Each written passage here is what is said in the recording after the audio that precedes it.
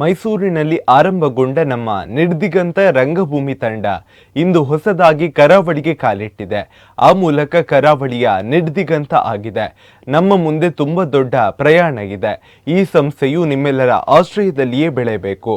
ನಾವೆಲ್ಲರೂ ಒಟ್ಟಿಗೆ ಕೆಲಸ ಮಾಡಬೇಕು ಎಂದು ನಟ ನಿರ್ದೇಶಕ ಪ್ರಕಾಶ್ ರಾಜ್ ಹೇಳಿದ್ದಾರೆ. ತುಳುಕೂಟ ಉಡುಪಿ ವತಿಯಿಂದ ಉಡುಪಿ ಎಂಜಿಎಂ ಕಾಲೇಜಿನ ಮುದ್ದಣ್ಣ ಮಂಟಪದಲ್ಲಿ ಹಮ್ಮಿಕೊಳ್ಳಲಾದ 24ನೇ ವರ್ಷದ ಕಿಂತೂರು ದೊಡ್ಡಣ್ಣ ಶೆಟ್ಟಿ ನೆನಪಿನ ತುಳು ನಾಟಕ ಸ್ಪರ್ಧೆಯ 3ನೇ ದಿನದ ನಾಟಕ ಪ್ರದರ್ಶನದಲ್ಲಿ ಅವರು ಭಾಗವಹಿಸಿ ಮಾತನಾಡಿದರು.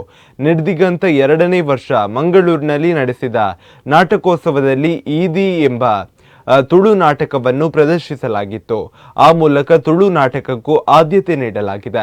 ಅವಿಭಜಿತ ದಕ್ಷಿಣ ಕನ್ನಡ ಜಿಲ್ಲೆಗಳಲ್ಲಿ ಬೇರೆ ಬೇರೆ ರಂಗಭೂಮಿ ತಂಡಗಳು ಹಲವು ವರ್ಷಗಳಿಂದ ಸತತವಾಗಿ ಕೆಲಸ ಮಾಡುತ್ತಾ ಬರುತ್ತಿದೆ.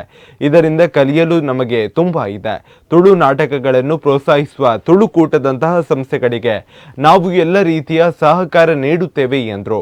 ಬಳಿಕ ಶ್ರೀ ವಿಷ್ಣು ಕಲಾವಿದರ್ ಮದ್ದಡ್ಕ ಇವರಿಂದ ಕಾಶಿ ತೀರ್ಥ ನಾಟಕ ಪ್ರದರ್ಶನಗೊಂಡಿದೆ. ಇನ್ನು ಈ ಸಂದರ್ಭದಲ್ಲಿ ತುಳುಕೂಟದ ಅಧ್ಯಕ್ಷ ಬಿ ಜಯಕರ್ ಶೆಟ್ಟಿ ಇಂದ್ರಾಡಿ, ಉಪಾಧ್ಯಕ್ಷ ಭುವನ ಪ್ರಸಾದ್ ಹೆಗ್ಡೆ, ಕಾರ್ಯದರ್ಶಿ ಗಂಗಾಧರ್ ಕಿದಿಯೂರು, ಕೆಂತೂರು ತುಳು ನಾಟಕ ಪರ್ಬದ ಸಂಚಾಲಕ ಪ್ರಭಾಕರ್ ಭಂಡಾರಿ ಉಪಸ್ಥಿತರಿದ್ದರು. ಬಹಳ ಸಂತೋಷ. 40 ವರ್ಷಗಳ ಒಂದು ಸಂಘ 24ನೇ ವರ್ಷದ ತುಳು ನಾಟಕೋತ್ಸವ, ತುಳು ಭಾಷೆ ತುಳುವರು ಸಂಭ್ರಮ. ಬಹಳ ಸಂತೋಷ.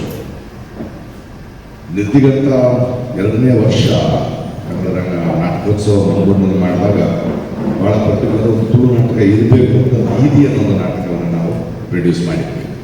ಅಂದರೆ ತುಳು ನಾಟಕವು ಮುಖ್ಯ. ಬಹಳ ಸಂತೋಷ. ನಾನಿರುವುದು ಈಗ ನಿರ್ದಿಗಂತ ಮೈಸೂರಿನಲ್ಲಿ ಶುರು ಮಾಡಿದ್ವಿ. ಈಗ ಕರಾವಳಿಯ ನಿರ್ದಿಗಂತ ಆಗಿದೆ, ಮಣಿಪಾಲದ ಹತ್ರ.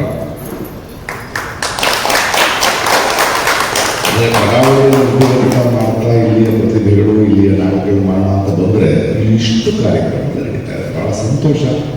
ಉಡುಪಿ ದಕ್ಷಿಣ ಕನ್ನಡದಲ್ಲಿ ಬೇರೆ ಬೇರೆ ತಂಡಗಳು ಹಲವಾರು ವರ್ಷಗಳಿಂದ ಸತತವಾಗಿ ಕೆಲಸ ಮಾಡಬೇಕಾದ್ರೆ ನಿಮ್ಮಿಂದ ಕಲಿಯೋದು ಎಷ್ಟೋ ಇದೆ ನಮಗೆ. ನಿಮ್ಮ ಸಹನೆ, ನಿಮ್ಮ